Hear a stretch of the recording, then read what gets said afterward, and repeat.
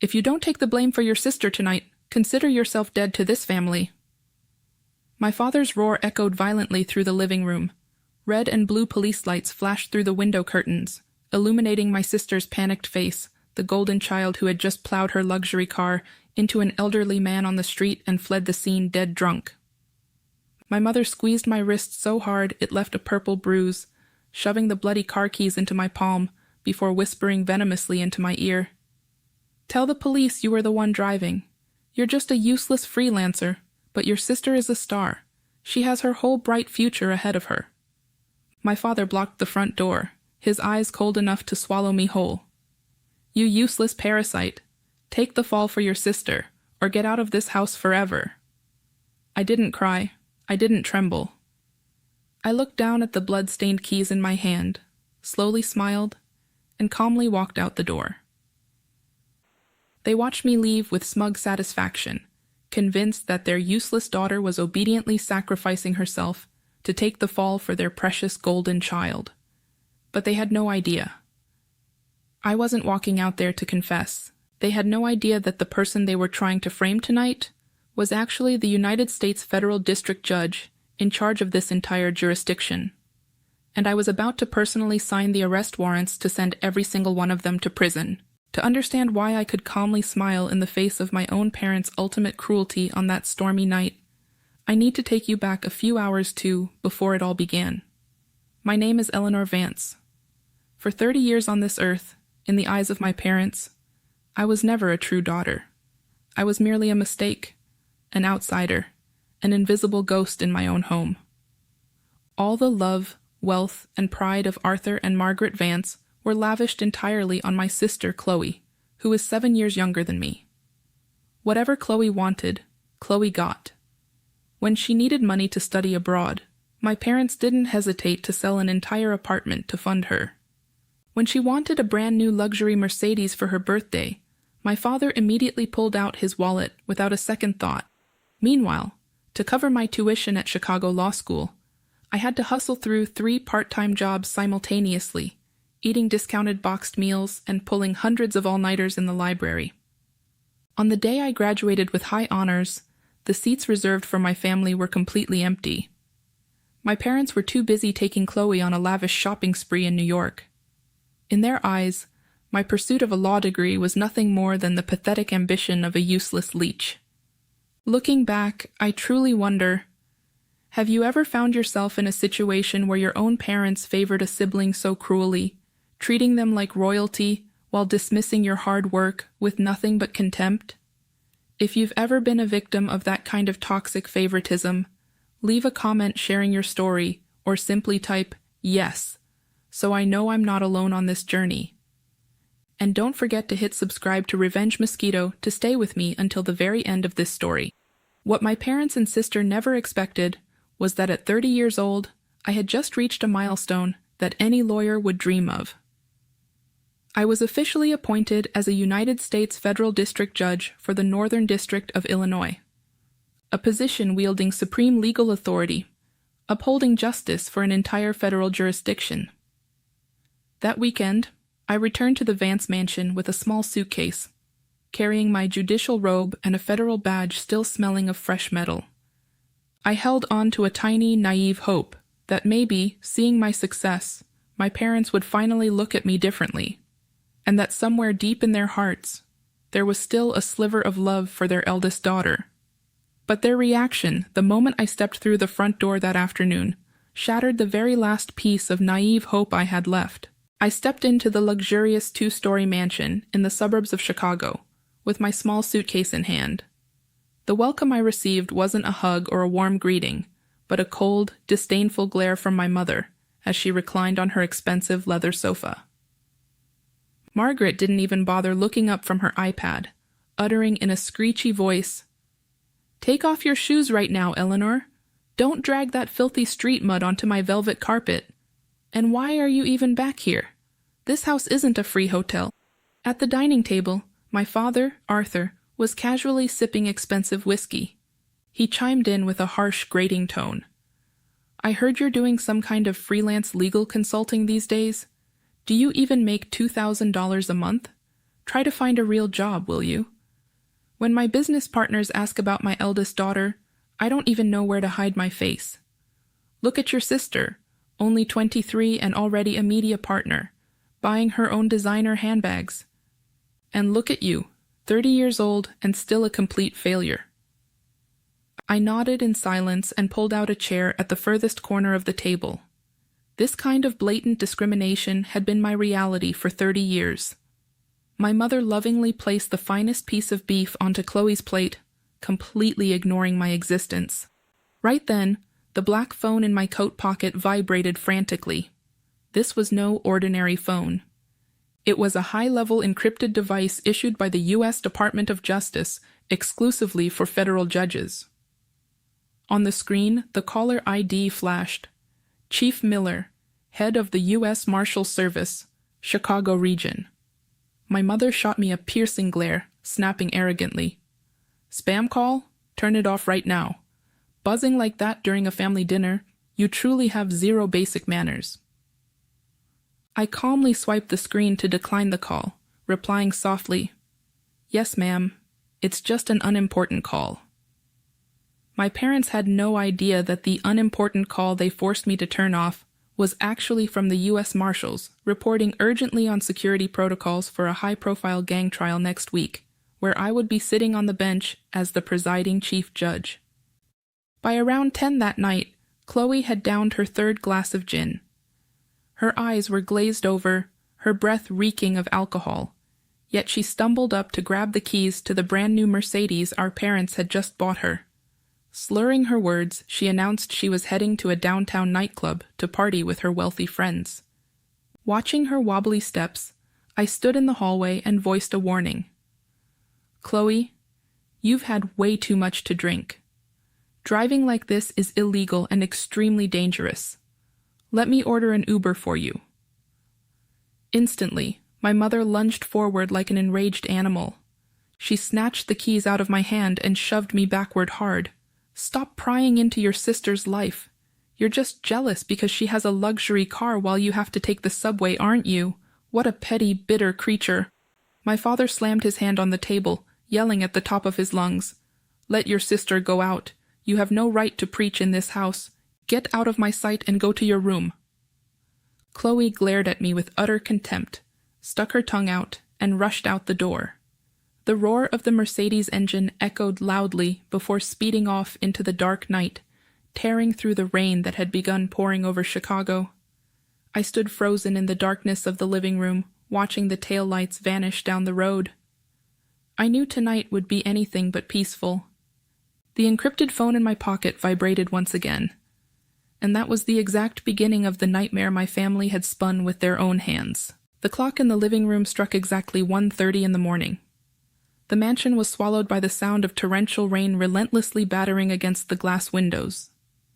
I was sitting at my desk, taking advantage of the quiet hours to review case files on my secure laptop, when suddenly, the ear-splitting screech of tires echoed outside, followed by a violent crunch as the Mercedes crashed straight into the planter in front of the entrance.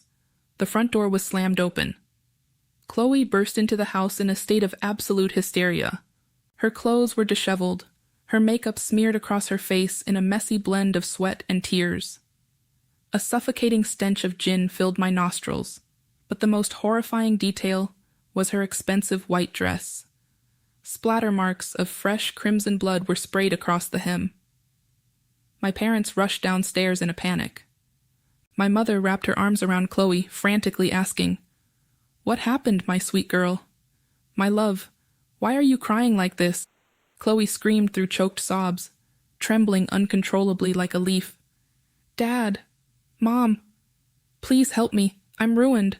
I just hit someone at the pedestrian crossing near Michigan Avenue." My father's face went deadly pale as he grabbed her shoulders. "What are you talking about? Was it bad? Did you stop the car and call an ambulance?" Chloe wiped her tears, shaking her head wildly in terror. I don't know. It was raining so hard and I had so much to drink. I heard a loud crunch and then I saw an old man get thrown onto the road. I was so scared, Dad. I was terrified of going to prison. Terrified of ruining my career. so I slammed on the gas and sped away. A chilling, suffocating silence fell over the entire room. My father sprinted outside to inspect the Mercedes. The right headlight of the luxury car was completely shattered, the front bumper badly crumpled, and smears of wet, undried blood were still clinging to the hood.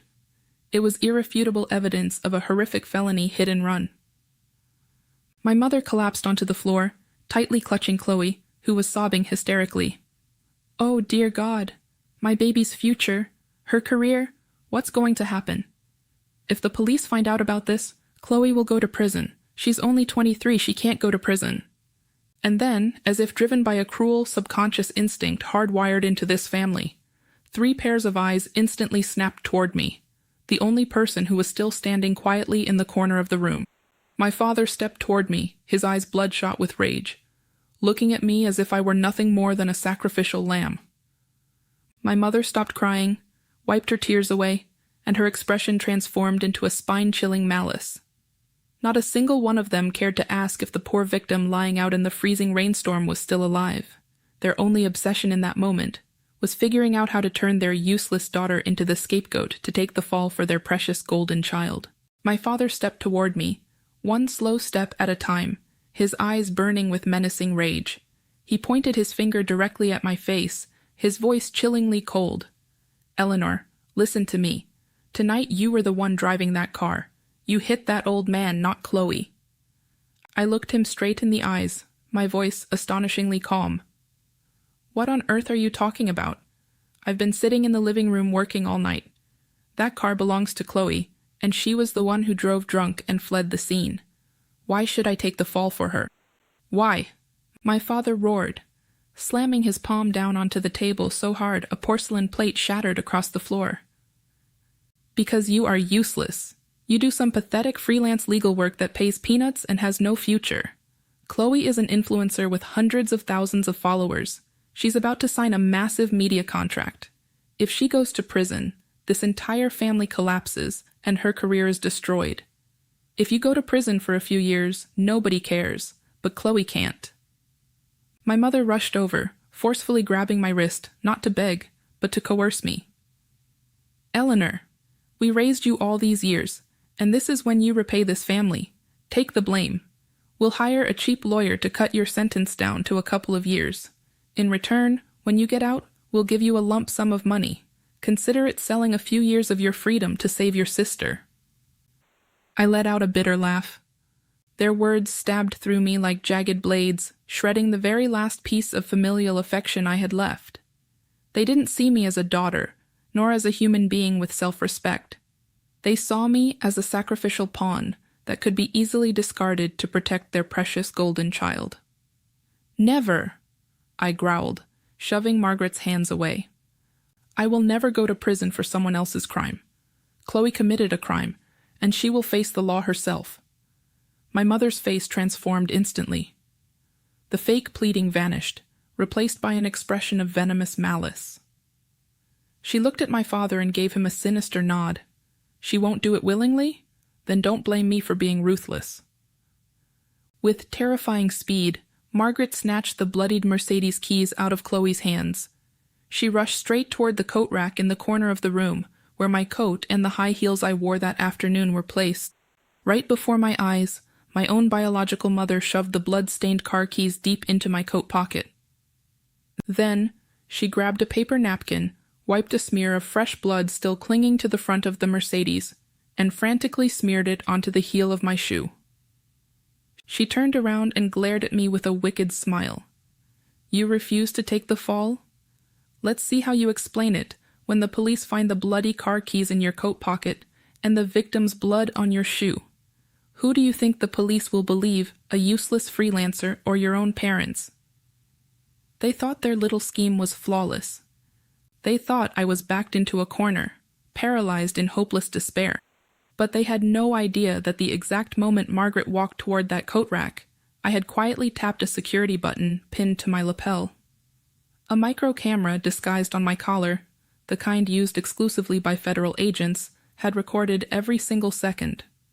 Every gesture, every cruel word, and the entire fabrication of evidence by my own mother was streamed live and securely backed up on the servers of the U.S. Department of Justice. At that exact moment, the frantic wail of police sirens shrieked outside the mansion gates. Red and blue lights swept through the glass windows, illuminating the gloomy living room. My father leaned in with a sinister smile and whispered directly into my ear, "The police are here, my arrogant daughter. Tonight I will personally send you to prison." 3 Chicago police officers strode into the Vance mansion living room, their uniforms still soaked with rain. The moment he saw the police, my father immediately put on a heartbroken facade, rushing forward to speak first. "Officers, we are Eleanor's parents. It breaks my heart to say this, but my eldest daughter just drove home dead drunk. She confessed that she hit someone near Michigan Avenue and panicked, fleeing the scene." My mother fake sobbed, pointing her finger toward my coat on the rack. "Officers, just check her coat and shoes. The car keys covered in blood are still right inside her coat pocket. We are law-abiding citizens, and we simply cannot cover up her wicked crime." The lead police officer approached the coat rack, retrieved the blood-stained car key from my coat pocket, and then bent down to examine the fresh blood smear on the heel of my shoe. He turned to look at me with a stern expression. "Miss Eleanor Vance, you are suspected of direct involvement in a severe felony hit-and-run. Please come with us to the police station for questioning." Chloe stood behind my mother, hiding a triumphant smirk. My parents looked at me with smug satisfaction, convinced that their ruthless frame-up had succeeded flawlessly. But contrary to their expectations that I would scream, defend myself, or beg for mercy, I simply held out both of my wrists calmly. My voice was entirely unbothered. "I am ready to go with you to clear everything up." At the Chicago 1st Precinct Police Station, my parents and Chloe sat in the waiting area outside. They whispered among themselves, sipping warm coffee, completely convinced that I was backed into a corner and about to spend years behind bars in Chloe's place. Inside the cold interrogation room, the police officer placed a sheet of paper on the table and asked me, "You have the right to remain silent. Do you wish to make a phone call to a defense attorney?" I looked up at him, my voice chillingly cold. "I do want to make a call, but not to a defense lawyer." I picked up the landline phone in the precinct and dialed a special internal extension. As soon as the line connected on the other end, I spoke in a commanding tone. "Marcus, it's Eleanor Vance. I am currently at the 1st Precinct. Immediately dispatch a U.S. Marshals team here. Seal off the accident scene on Michigan Avenue, and execute an emergency cloud retrieval warrant for the dash cam footage of the Mercedes Chicago plates. We have an active case of evidence tampering, obstruction of justice, and felony assault against a federal official." The police officer sitting across from me stared in sheer bewilderment, having no idea who I was calling with such terrifying authority.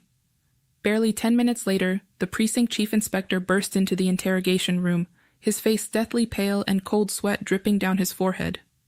He leaned close to the interrogating officer's ear and whispered a shocking piece of news. The 65-year-old victim currently lying in critical condition in the ICU was no anonymous pedestrian. He was Mr. Harrison, a former senior federal prosecutor, and currently a senior legal advisor to the federal bench. The hit-and-run was immediately upgraded to a high-priority federal felony under the direct oversight of the Department of Justice. The chief inspector turned his trembling gaze toward me, then looked down at the confidential profile that had just been transmitted directly from the federal encrypted system. His face shifted from utter shock to horrified despair as he realized who the city police had just handcuffed and dragged into custody. At that exact moment, out in the precinct parking lot, 5 black armored SUVs belonging to the U.S. Marshals Service tore through the dark night with sirens blaring, pulling in and blocking every exit, ready for the most brutal showdown of all. The door to the interrogation room burst open. The precinct chief inspector stepped inside, his hands trembling violently as he pulled out a key and immediately unlocked my handcuffs.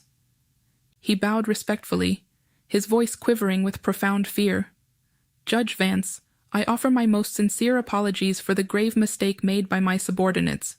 We had absolutely no idea that you were the newly appointed United States Federal District Judge for the Northern District of Illinois. We beg for your forgiveness, Your Honor." Outside in the waiting area, seen clearly through the transparent glass door, my My mother and Chloe stood completely frozen. They stared in utter disbelief as the precinct chief inspector, the very man who was supposed to throw me into a prison cell, bowed 90 degrees before their useless daughter. Before they could process what was happening, 5 U.S. Marshals clad in tactical gear marched into the station.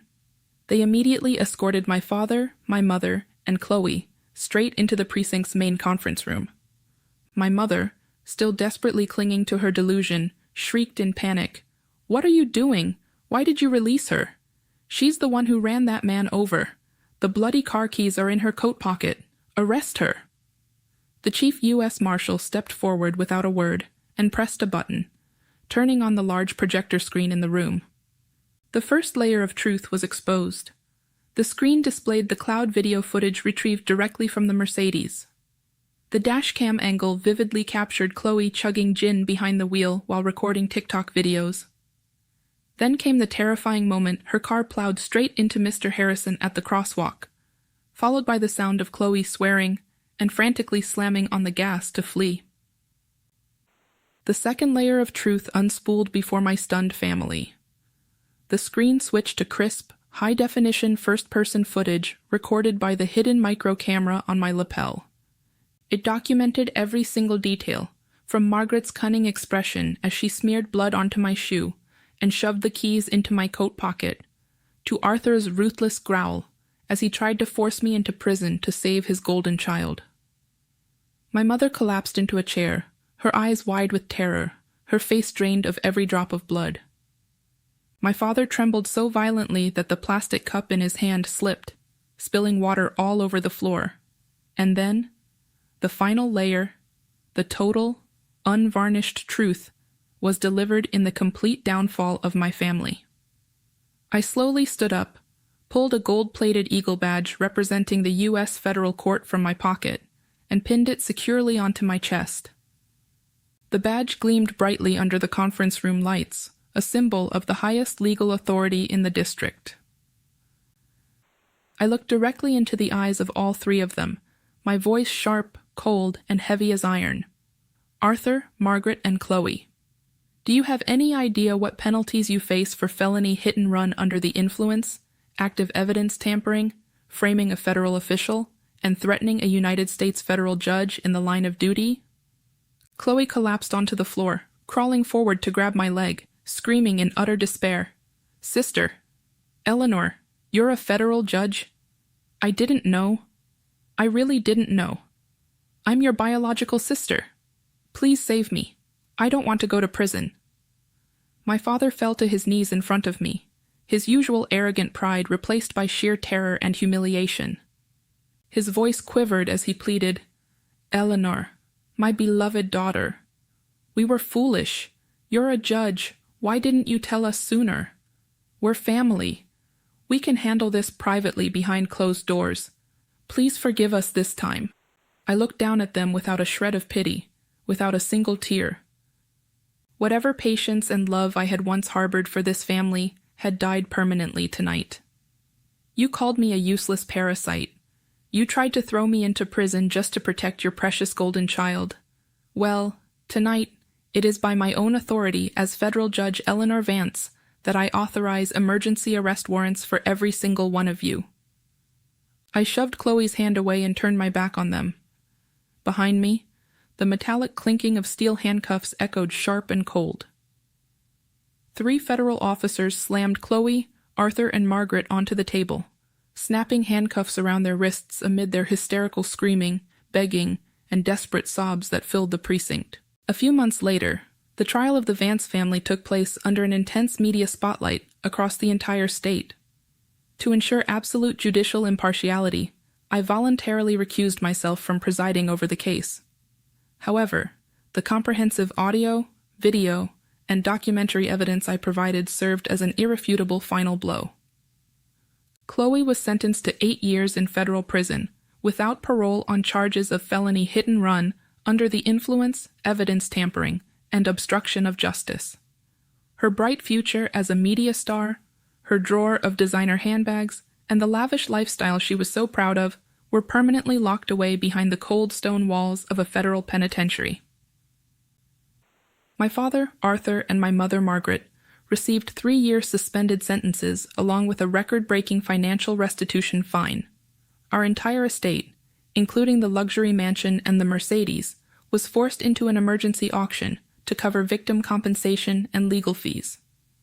My father's business went bankrupt shortly after, as business partners turned their backs and friends cut all ties. From status-obsessed high society elites, they were reduced to penniless ex-convicts living under the weight of public scorn. 2 years passed.